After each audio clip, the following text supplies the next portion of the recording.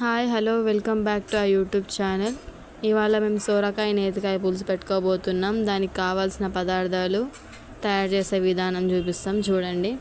ముందుగా సోరకాయ తీసుకొని సగం ఒక్కగా కట్ చేసుకొని దానికి కాట్లు ఈ విధంగా పెట్టుకోవాలి మనం.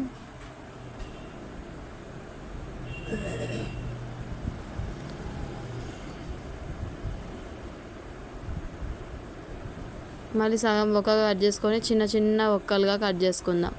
ఈ విధంగా చూపించే విధంగా కట్ చేసేసుకోండి. కట్ చేసుకొని పక్కకు పెట్టేసుకున్నాక యాలకులు లవంగాలు పొడి చేసేసుకోండి. దాని తర్వాత ఒక కడాయి తీసుకొని ఆయిల్ వేసుకొని కాగాక ఉల్లిగడ్డలు పచ్చిమిర్చి చీరుకొని పచ్చిమిర్చి కూడా ఉల్లిగడ్డలు దానిలోనే వేసేసేయండి. వేసుకొని ఒక్కసారి కలుపుకొని గోలే వరకు బ్రౌన్ కలర్ వచ్చే వరకు గోలాలి.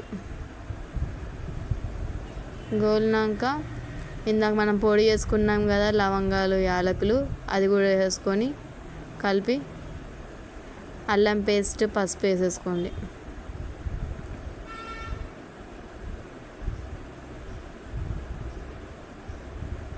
వేసుకొని ఒకసారి కలిపేసుకోండి. కలుపుకొని ఇప్పుడు ముక్కలు వేసేసుకుందాం.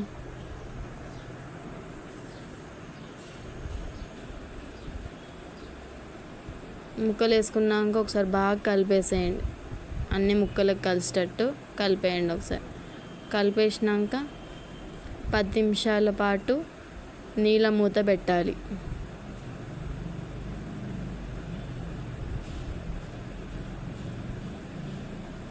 పది నిమిషాల తర్వాత మూత తీసి ఒకసారి మంచిగా కలిపేయండి.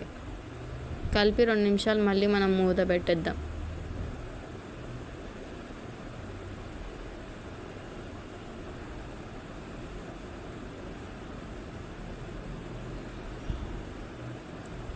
మళ్ళీ తీసి చూస్తే ఈ విధంగా ఉంటుంది. మనకి 2 నిమిషాల తర్వాత తీసి చూస్తే ముక్కు ఉడికిందా లేదా చూసుకోండి.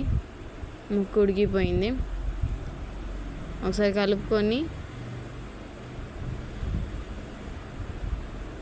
కారం వేసుకుందాం. ఇప్పుడు మనం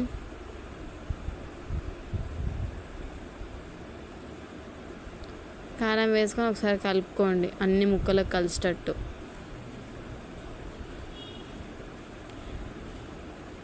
ఒక కప్పు పెరుగు, చింతపండు రసం, ఉప్పు వేసుకొని ఒకసారి కలిపేసేయండి. మళ్ళీ కలిపి 15 నిమిషాలు మళ్ళీ మూత పెట్టి పక్కకు ఉంచేయండి. మళ్ళీ 10 నిమిషాల తర్వాత కలపాలి.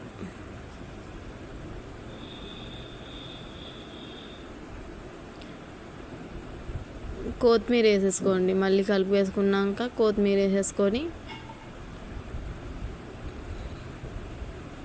ఈ విధంగా మసలినాక మనకు పులుసు అనేది రెడీ అయిపోయింది. మీరు కూడా ఎలా ఉందో చూసి చెప్పేయండి. మా నాన్నమ్మ రెసిపీ ఇది, చాలా బాగుంటుంది. ఒకసారి మీరు కూడా రుచి చూసి చెప్పండి ఎలా ఉంటుందో. చూడండి ఈ విధంగా ఉంటుంది పులుసు అనేది చిక్కగా చేసింది మా నాన్నమ్మ. Thanks for watching.